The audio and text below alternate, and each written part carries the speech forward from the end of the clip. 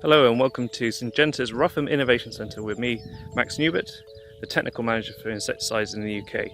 Today we're looking at a trial on the 9th of April, which was designed to look at BYDV infection occurring in an October and November drilling with different varieties to try and understand what the maximum potential of those varieties were in those slots against how they cope with BYDV to come up with some good agronomic advice going forward of how to get the most out of your winter cereals going forwards. And it's quite visual even at this time of year how much of a difference that makes to the vigour of the crop at this time and the establishment, and why we really advocate prioritising barleys in that sort of September, October drill timing comparatively to wheat, because they can't compensate as much in those later drill timings. And this is even with the up seed rates in the later timings to follow our advice of how to get the best establishment. So moving into our inoculated plots, so this simulates high pressure scenario in the October drill time with BYDV coming in. All the yellow markers are where we put infected aphids into the crop. So starting with Mestar, we can see actually there has been quite a bit of dwarfing comparatively to the non-inoculated areas from where the aphids have proliferated from. So although resistant, replication can still occur in these plants of the virus. It's just not as high as we see in unresistant forms, so it's not extreme resistance. So we'll offer some protection, but as you can see there is still some effect happening in these crops.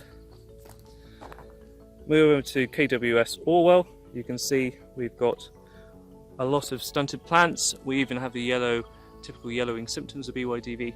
So comparatively to what we had in the Mestar, you can see the benefit of maybe having a resistant variety against a conventional 2-row when you look around the inoculation points. So moving across to Funky, you can see we have got there's very similar symptoms of the stunting and yellowing comparatively to the less affected parts of the plot.